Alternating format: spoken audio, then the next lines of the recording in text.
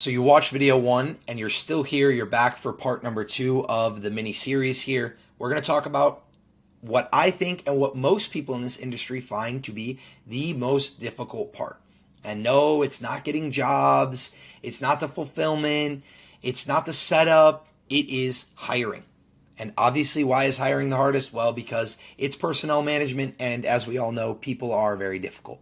So the reality with hiring is you can kind of break it up into three different steps. You have the finding the right cleaner, which is going to be, knowing where to look, knowing what qualifications to look for, knowing if someone is the right fit for your business in particular versus is a good cleaner, because that's not always going to be the same thing.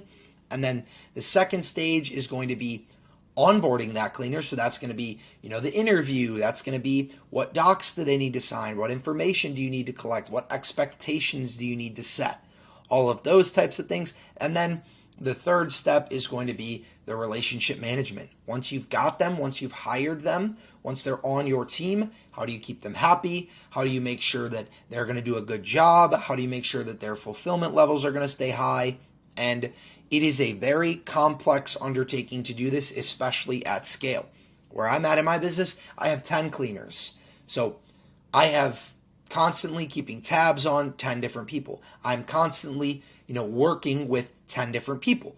There's a lot more that goes into an operation of 10 than there does that goes into an operation of 1. So lucky for you, you only have to worry about onboarding 1 or 2 cleaners. If you're watching this and you're in the early days, you do not need to be thinking about 10 cleaners and growing this massive team and these levels and chains of command. Let's start with getting the first 1 or 2 cleaners on here, and then I'll throw some extra nuggets for you in there at the end of the video, so make sure you stay tuned for that. So let's break it into 3 parts. First part, like I said, finding this right cleaner. Where do we look? Well, there's a bunch of places you can look, and there's 2 main avenues that I recommend people go. And again, I'm going to add a qualifier into this on the end, but for the sake of simplicity, 2 main avenues. You're either going to go job boards, like you're finding an employee like anyone else would, or you're going to go referral based. Now, I have a preference towards the referral based style. The reason why I have a preference towards it is because this model is built off of other people's recommendations, not built off of someone submitting their own resume and, patting themselves on the back and saying, I'm a great cleaner, you should hire me. The referral-based methodology is based on other people saying, Parker's a great cleaner, you should hire him, which makes me in general feel more confident that the information that I'm receiving on that front is accurate. So let's talk about the referral-based hiring first. Referral-based hiring is going to be done through 3 main avenues, right? You're going to have word of mouth, people that you actually know. Do you know anyone in your life who has a really good independent cleaner, who has Chris that comes by and cleans every single day, and they're like, yeah, Chris is the man, he's a great cleaner, he always shows up on time, he does a great job. Maybe you need to reach out to Chris and see if he would be interested in a role with you. Second one is going to be local social media. This is going to be stuff like Nextdoor, Facebook groups. It's going to be those types of geographically inclined areas where people talk about, oh, I had this great cleaner, and this great cleaner of mine is, her name is Stephanie, and this is her phone number. She has more room for cleans on her books. Perfect. Stephanie could be a great fit for you. And then the third one, which unfortunately you won't have the luxury of in the very beginning, but as you grow your team a little bit, the third one is going to be referral from your other cleaners. And this is a major pro tip, something that I have used to double the size of my team just by direct referrals from my other cleaners saying, well, this person is my friend and they also clean, or this is someone I cleaned with in the past at a different job, or anything of that nature. So now let's talk about the other avenue, which is just going to be the direct, hiring, recruiting style. The 2 main platforms, or I guess 3 main platforms that I would recommend are going to be care.com, they're going to be ZipRecruiter, and then there's going to be Indeed. Now, these can all be hit or miss. And the reality of this situation is you are now looking for someone who is applying for jobs. This is where it gets a little tough because people will apply for positions that they're not qualified for and they will fib on their resume. because they want the role. Now it's up to you to qualify the experience that this person has, and that is going to be the route where you're going to get way more applicants, and people are going to be coming to you more interested in the job, so you have to sell the job less, and you're going to get way more people interested, but in general, the quality will be lower, and it's going to be more like finding a needle in a haystack. Whereas this side with the referral-based cleaners is going to be the opposite. There's not going to be that many people for you to choose from, but the quality should be much higher, much more likely that they're going to be the right fit for you. But you are going to have to sell them on the position because you're bringing the position to them, not the other way around.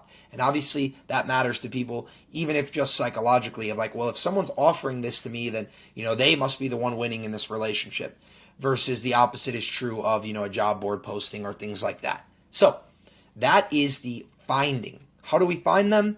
Like I just said, split it up into 2 sections, 3 options for each. You've got your referral-based methodologies. You have got your, job board / recruiting-based methodologies. Any of these work, and I will tell you right now, I have hired 10 different cleaners that are still actively working with me right now. I got 3 of them through this method. I've got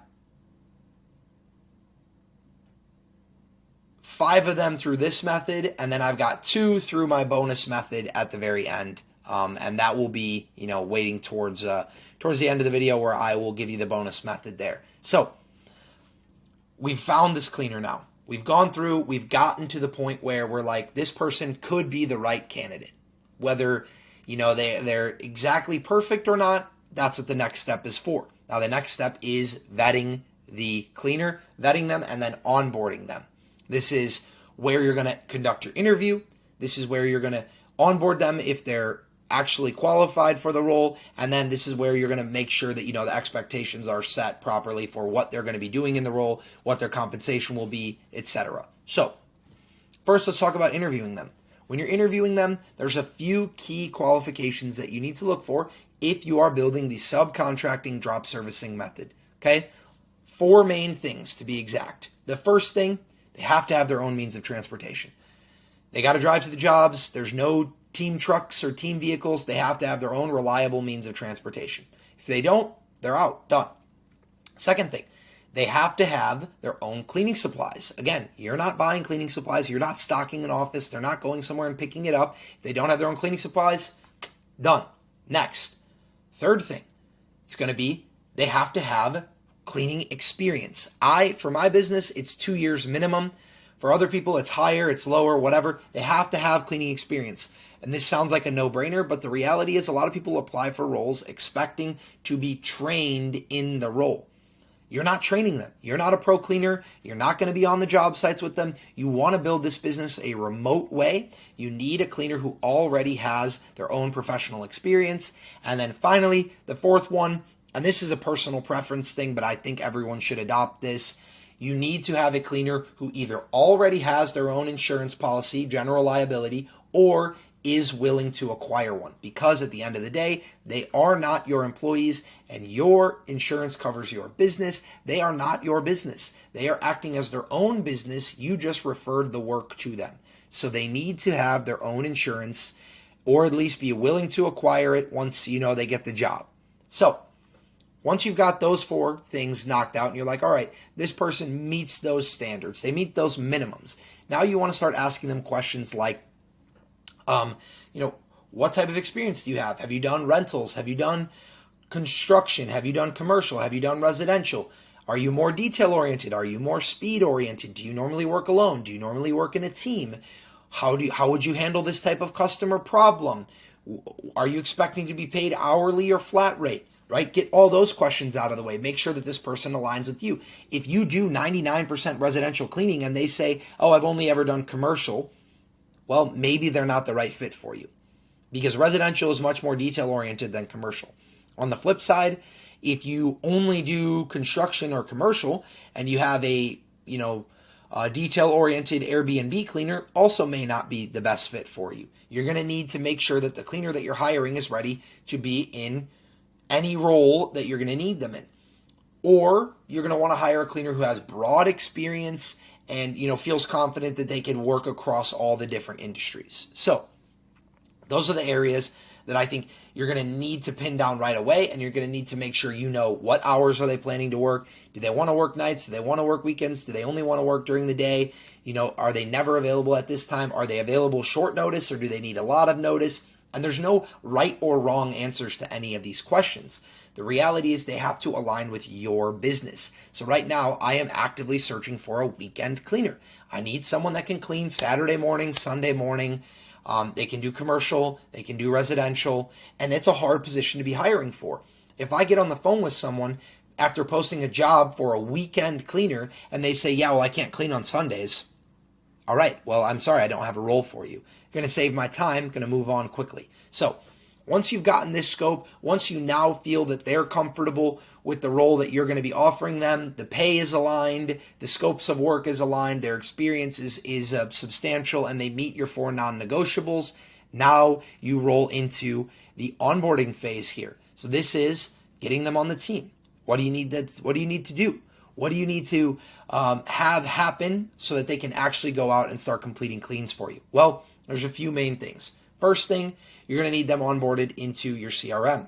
Second thing, you're going to need them onboarded into your payment processor or whatever payroll or however you plan to pay them. You need that sorted out.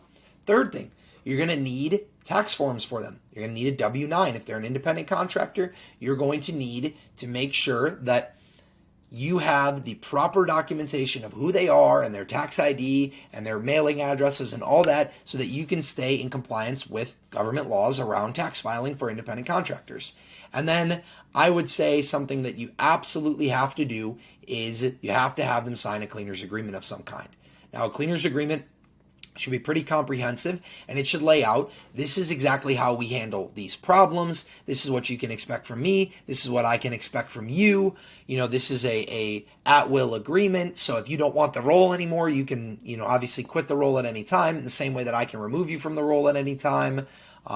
This is basically breaking down exactly what their role is, putting it on paper so they can sign for it, and then most importantly, you're going to want clauses and stipulations in there against them stealing or, targeting your customers to take for their own book of business. Once you get that pinned down, once you get that sorted out, there is a much, much lower probability that someone is going to try to take your cleaner, or someone is going to try to take your customer, sorry. Some cleaners are, especially if they have their own book of business already, if you went the referral route, a lot of those referral-based cleaners might have their own book of business. That's why they got referred to you. Well, you don't want them taking your customer and adding them to their own book of business and not letting you actually get your share. If you're splitting 50-50, they're like, well, I could cut Parker out and now I will get the whole 100%. Well, most cleaners are going to have the foresight to know, oh, okay, maybe I could steal 3 customers, but then the opportunity cost is gone.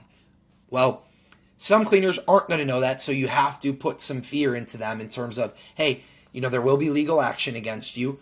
You have signed a document that says you can't do this. If you do it, these will be the consequences of those actions, all of those things, okay? So now you've got them onboarded. They're in your CRM. They signed your cleaner's agreement. You have their documentation. You know that they're the right cleaner for your job. Last thing is going to be setting expectations. Now, once you set expectations for them, obviously those expectations might change over time. Those expectations might need to be revisited on occasion, but if you don't set them, then you can't expect that they will adhere to them. You have to understand, what is on time? What's timeliness? Is 8 o'clock start means they have to be there at 8 or 8:15 is fine, right? What is their pay expected to be? How are they expecting to get paid? When are they expecting to get paid? How do they handle a customer problem or a customer who's unhappy with the service? What are you going to do if you don't get paid or if your customer decides to try to stiff you or, something like that? All of these things are the questions that you want sorted out before they arise. You don't want your cleaner coming to you and being like, hey, this happened. What are you going to do? And now you've never thought about it. You've never talked to them about it. And they then have the ability to be like, no, that's not satisfactory. I want this or that. No, expectations are already set. It's already very clear. This is how we operate. This is how my business runs. You already agreed to this. You signed on it. We spoke about it prior to starting. Now there's no more back and forth, up in the air, anything. It's just, this is how it is. We have a master document we refer back to. The expectations were set very clearly for you, and you are in this role at will. If you don't want to follow the expectations, you'll be removed from the role, whether by yourself or by me. And that's the easiest way to do it. But if you don't set those expectations, you can't expect your cleaners to adhere to them. Okay? So now we finished the first two big chunks. We finished finding the right cleaner. We've finished onboarding the right cleaner. And now we have quite possibly the most important part over the long term. And this is going to be maintaining the relationship with the cleaner. Once you've onboarded them, it's not over. It's not the work stops and you're done and you don't have to do anything else. No.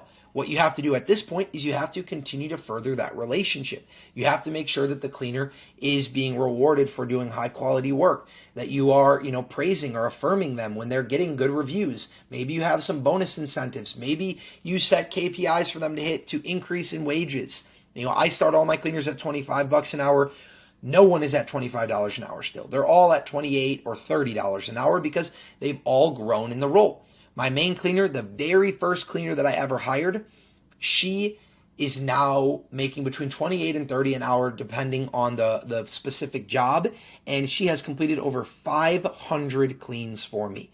She has made like $40,000 since starting with me less than 6 months ago.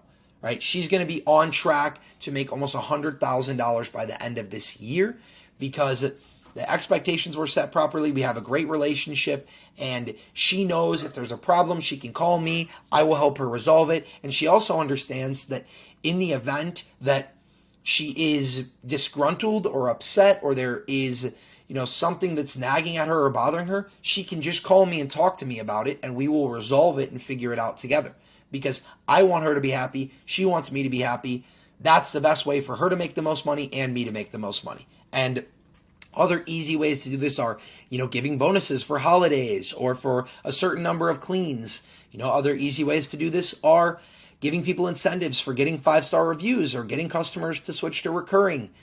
Offering people the opportunity to increase their pay at certain thresholds. All of these things are going to keep people motivated to continue to work hard for you and want to stay in the role because they know they can grow in it, they know they'll be rewarded for it, and they know that the better the job they do, the more that they will make and the happier that you will be and the customers will be.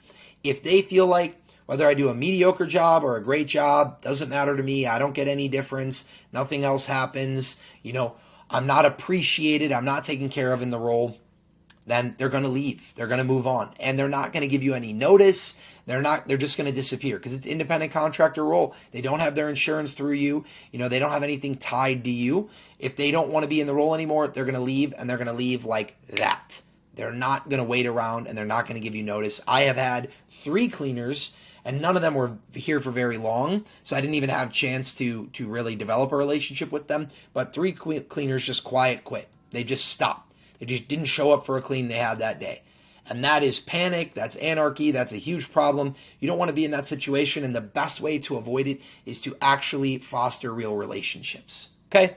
Now we're going to get to the bonus tip here. The bonus tip that I think maybe you don't need in the very beginning, but as you scale your business, it is something that has allowed me to increase my volume greatly and on short notice and has just been a wonderful tool, and that is hiring entire teams.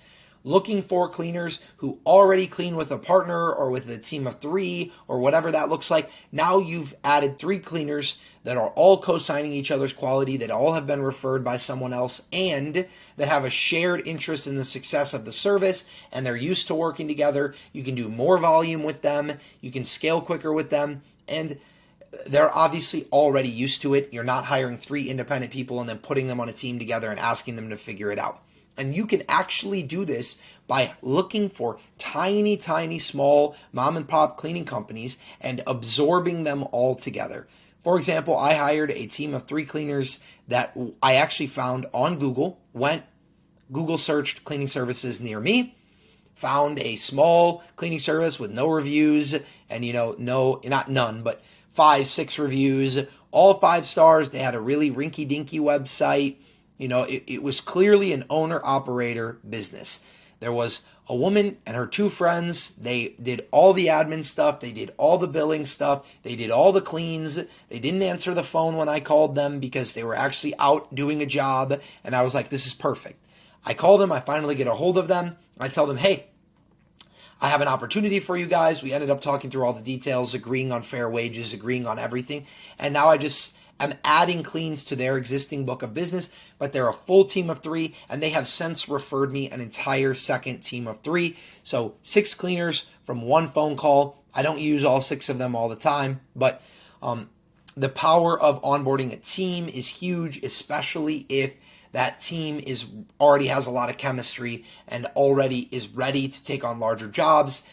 If you get a 12-hour job, let's say, a solo cleaner is probably not going to want to do that, or they're going to need to split it up over 2 or 3 days. A team of 3, 12-hour job, no big deal. 4 hours a person, they're in and out. It's casual, it's simple. So hiring teams can be a huge, huge tool, and I want that to be the bonus point here, that you don't have to go one at a time. You can go straight for the team itself. You just have to do a little bit more strategic looking to try to find these types of businesses. And then you have to know what that conversation is going to look like with them, because it's going to be totally different than if you're hiring someone off of a job board, which is going to be totally different than if you're hiring someone from a referral agency. So now, if you've heard all of this and you're like, all right, I get it, I get the gist of it, but the onboarding documents, the interview scripts, knowing what those conversations look like and how they should be different from one to the next, and understanding exactly what needs to be done to protect my business, make sure I set proper expectations, and vet these cleaners out accurately. The Drop Service Academy is a mentorship program that I obviously am a part of. I went through as a student, and now I am one of the professors, the teachers, the masters within the group, and we teach exactly how this can be done. I'm going to take you guys inside of the Drop Service Academy now and show you exactly what I mean when I say we show you how it's done and give you the resources to do it so that you don't have to figure it out on your own. And now we're going to find ourselves inside of the Drop Service Academy video modules here. I know that the main focus of this video was on hiring. Obviously, our curriculum academy course cover a wide variety of topics, but you'll not only see that we have a number of hiring modules and videos focused just on setting up different job boards, what your application should look like, how you find them in the different areas of local social medias, referral based versus, as we said, like job board based. And then not only that, but how do we onboard them? How do we set the proper expectations? And how do we make sure that we are equipping those providers to be successful and not just bringing them into the business blind? So from here, not only do we have these main video modules that exist within this section of the Academy, but we also have a bunch of extended modules based just around hiring, with more video modules being produced and added to the Academy every week, along with on our classroom and in our recorded live calls section. You can also see that we have every Thursday night our 6 p.m. hiring trainings as well. Now you've made it through section 2. Make sure the next thing you need to do is head over to video number 3, where we're going to talk about generating leads. We're going to talk about actually getting customers, which is surprisingly easy if you understand the different avenues of approach you should have when you are looking to increase your lead flow and therefore start making some money. If you guys enjoyed this video, please hit the subscribe button, hit the like button, drop any comments that you have in the comments, and if you have any questions about Drop Service Academy or are interested in starting with the best mentorship group within the remote home service space and building a drop servicing business for yourself, once you're done watching through all these videos, make sure you reach out to me directly or to the Drop Service Academy page, or go to the link put within the description here on this YouTube video. Until next time, I will see you guys soon.